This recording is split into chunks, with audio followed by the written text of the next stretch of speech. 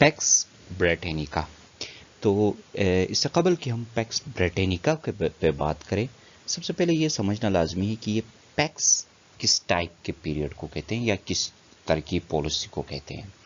तो दोस्तों, international relation के अंदर हम पैक्स की एक ऐसी पीरियड के लिए ये वर्ड यूज़ करते हैं जब किसी एक नेशन की डोमिनेशन की वजह से एक रीजन में या ग्लोबल पॉलिटिक्स के अंदर एक पीसफुल सिचुएशन बन जाए। यानी वो पीसफुल सिचुएशन इस वजह से बन जाए कि एक पावर इतनी ज़्यादा पावरफुल हो कि बाकी सारे पावर्स उसको चैलेंज ना कर सके और उसी की बात मान के पुरअमन तरीके से रहें। तो ऐसे पीरियड को पैक्स कहते हैं। तो ग्लोबल पॉलिटिक्स के अंदर, इंटरनेशनल रिलेशंस के अंदर ये हम बेसिकली तीन तरह के पैक्सेस देखते हैं। पैक्स ब्रिटेनिका है, पैक्स स्वेतिका है और पैक्स अमेरिकाना है। और उसके अलावा एक मिडल किंगडम पीरियड है जो कि चाइना के डोमिनेशन की वजह से बनती जा रही है और बनती गई है काफ़ी अरसे तक। तो उनके ऊपर हम अलग अलग बात करेंगे। आज हम बात कर रहे हैं पैक्स ब्रिटेनिका पे, यानी वो पीरियड जिसमें ब्रिटिश पावर की बहुत ज़्यादा एक्सपेंड होने की वजह से या ब्रिटिश पावर ज़्यादा डोमिनेटेड होने की वजह से ग्लोबल पॉलिटिक्स के अंदर एक काम सी, एक पीसफुल सी सिचुएशन हमें नज़र आती है। तो ये पीरियड बनती है दरअसल कांग्रेस ऑफ वियना, जो कि 1814-15 को साइन हुआ था, तब से जाके फर्स्ट वर्ल्ड वॉर तक का पीरियड। इस पीरियड में जो सबसे ज़्यादा पावरफुल कंट्री यूरोप के अंदर स्पेशली जो थी वो ब्रिटेन थी। और ब्रिटेन के पावरफुल स्ट्रक्चर की वजह से यूरोप के अंदर एक पीसफुल सी सिचुएशन हमें नज़र आती है। इसमें दरमियान में कुछ चैलेंजेस सामने आ गए थे, वो थी शॉर्ट से, वो क्रीमियन वॉर की वजह से और फिर इस तरह के हालात की वजह से, that we will discuss now. But those challenges were not that much high that they could challenge the Pax Britannica. बहरहाल उनकी वजह से कुछ डिफ़िकल्टीज क्रिएट हो गए थे।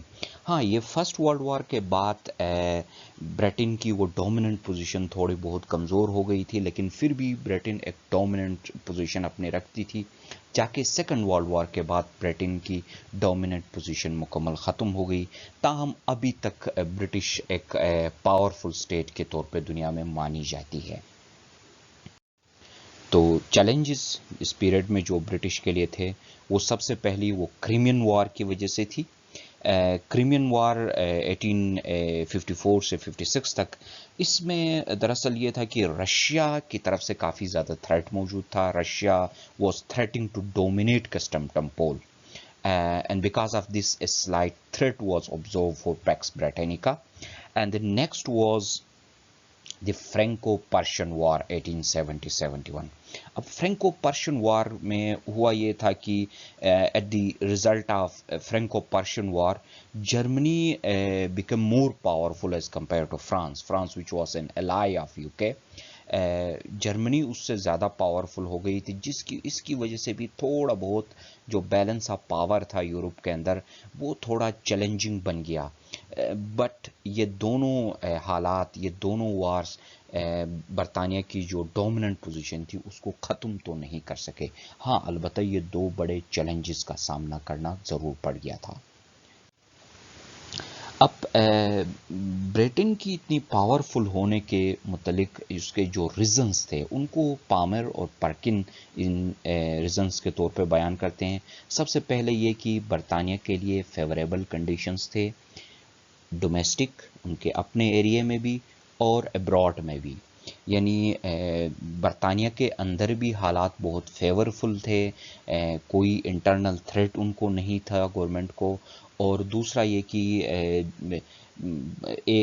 यानी रोज़ाना के बुनियाद पे तकरीबन जो है ना उनके पास कॉलोनीज़ आ रहे थे जहाँ, और उन कॉलोनीज़ से अच्छी खासी उनको इनकम जनरेट हो रही थी। तो ये बहुत होम और अब्रॉड दोनों तरफ उनके फेवरेबल कंडीशंस थे, इस वजह से भी बरतानिया बहुत डोमिनेंट रही थी। सेकंड जो रीज़न थी वो इंग्लैंड की जो इंडस्ट्रियल रिवॉल्यूशन में लीडरशिप थी। यानी इंटरनेशनल फाइनेंस, ट्रेड और इंडस्ट्रियल रिवॉल्यूशन में England was leading in all those sectors. and because of leading position in industrial revolution and international finance and trade, England was very powerful and wealthy nation, and their government was obviously also very wealthy, اور ان کے اس wealthy nature کی وجہ سے وہ dominant رہے. اس کے بعد یہ ہے کہ برطانیہ کی جو نیوی تھی وہ بہت پاورفل تھی، اور اپنے پاورفل نیوی کو یوز کرتے ہوئے انہوں نے اوورسیز بہت سارے ٹیریٹریز کو اپنے انڈر میں رکھا تھا، اور ان اوورسیز ٹیریٹریز کی وجہ سے بھی بہت زیادہ پاورفل رہے. اور جو پوسٹ نپولینک سچویشن تھی یورپ میں، نپولین کے بعد کے سچویشن میں یورپ میں کوئی دوسری ایسی طاقت نہیں تھی جو برطانیہ کو چیلنج کر سکے. تو ایک یہ بہت بڑی ریزن، شاید یہ سب سے بڑی ریزن یہی تھی کہ برطانیہ کے یورپ کے اندر برطانیہ کے علاوہ اور کوئی اتنی بڑی پاور نہیں تھی، اور کوئی ایسی پاور نہیں تھی جو برطانیہ کو چیلنج کر سکے. اس وجہ سے برطانیہ کی ایک ڈومیننٹ سی پوزیشن یورپ کے اندر برقرار رہی.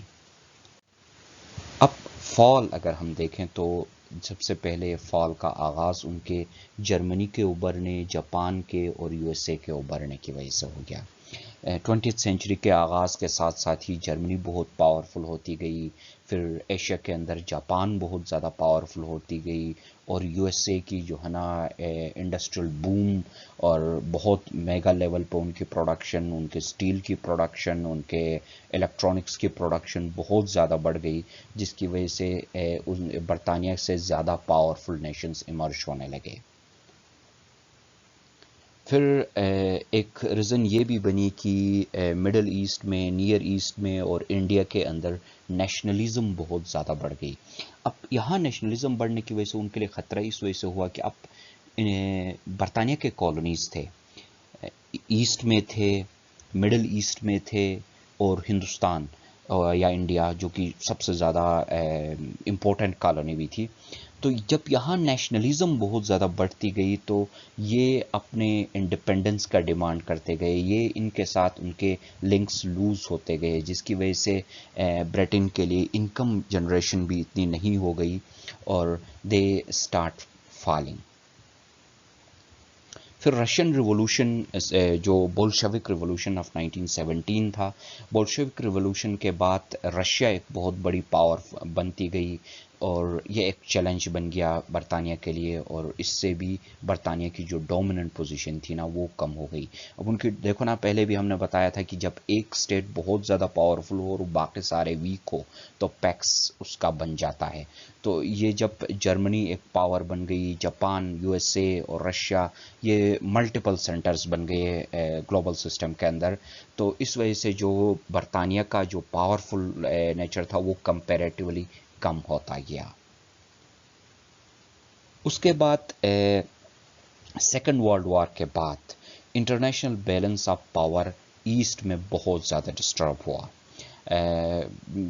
سیکنڈ ورلڈ وار تک برطانیہ بہت بڑی پاور تھی. سیکنڈ ورلڈ وار کے بعد برطانیہ سے زیادہ پاورفل سٹیٹس بنتے گئے، اور سیکنڈ ورلڈ وار نے اور فرسٹ ورلڈ وار دونوں نے مل کے، اگرچہ سیکنڈ ورلڈ وار نے زیادہ انفلوئنس کیا، برطانیہ کی اکانومی کے اوپر بہت زیادہ برے اثرات ہوئے، جس کی وجہ سے ان کی پاور کم ہو گئی، جبکہ دوسرے پاورز بہت زیادہ گروتھ کرتے گئے، تو بیلنس ان کے اپوزٹ کی طرف شفٹ ہوتا گیا. اب اس کے ریزنز کیا تھے؟ سب سے پہلی reason internal and external disturbances, برطانیہ کے اندر ڈسٹربنسز اور باہر کے ڈسٹربنسز. انٹرنل ڈسٹربنسز میں دیکھو، برطانیہ کے جو کالونیز تھے وہ ایک ایک کرتے ہوئے آزاد ہوتے گئے، ان کے ہاتھ سے نکلتے گئے.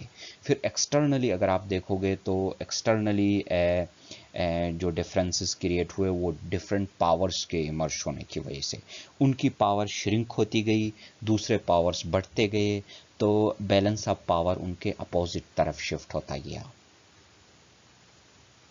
پھر نیشنلزم کی جو کالونیز کے اندر نیشنلزم کی وبا یا ٹائٹ جو ہے نا وہ بہت زیادہ بڑھتی گئی. ایک ریزن یہ بھی بن گئی، اسی کو ہم نے اوپر بھی بتایا کہ اس نیشنلزم کی زیادہ کالونیز کے اندر نیشنلزم کے کنسیپٹ کے ابھرنے کی وجہ سے وہ برطانیہ سے خود کو دور کرتے گئے. برٹن اگرچہ پیکس بریٹینیکا کا پیریڈ تو اور ہوتا ہے، لیکن اس کے بعد بھی دنیا میں برطانیہ ایک ڈومیننٹ سی پوزیشن رکھتی ہے. اب بھی برطانیہ ایک بہت ہی بڑی پاور کے طور پہ مانی جاتی ہے. اس کی سب سے بڑی وجہ یہ ہے کہ یہ اسٹل سگنیفیکنٹ ہے دنیا میں، اس کی برطانیہ کی بات سنی جاتی ہے اور برطانیہ کو ایک پاور کے طور پہ مانا جاتا ہے. اس کی سب سے بڑی ریزن یہ کہ پوسٹ ورلڈ وار 2 پیریڈ میں ان کے ایکسپورٹس بھی بہت زیادہ بڑھ گئے.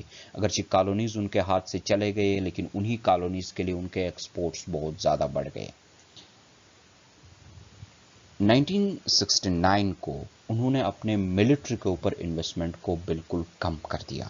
اس سے پہلے وہ جگہ جگہ جہاں پہ ڈفرینٹ جگہوں میں ان کی انوالومنٹ تھی، وہاں پہ ملٹری انویسٹمنٹ ہو رہا تھا. وہ ملٹری انویسٹمنٹ کو کم کیا. برطانیہ نے کے لیڈرز نے کھل کے یہ کہا کہ اب ہمیں مان لینا چاہیے کہ ہم دنیا میں سپر پاور نہیں رہے ہیں، تو ہمیں ملٹری انویسٹمنٹ کو کم ہی کرنا پڑے گا.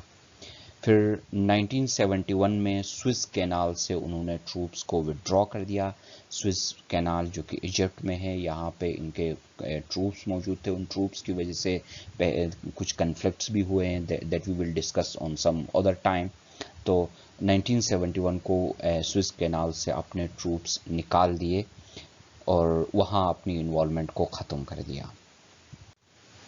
تو برطانیہ اگرچہ ماضی میں ایک سپر پاور کے طور پہ رہی، ابھی ایک سپر پاور تو نہیں ہے، لیکن اب بھی برطانیہ کا انفلوئنس دنیا میں بہت زیادہ ہے. دنیا میں ان کی بات سنی جاتی ہے اور ایک پاور کے طور پہ مانی جاتی ہے. تاہم اب برطانیہ سپر پاور نہیں ہے. جوائن کرنے کا بہت بہت شکریہ. اپنا خیال رکھنا. خدا حافظ.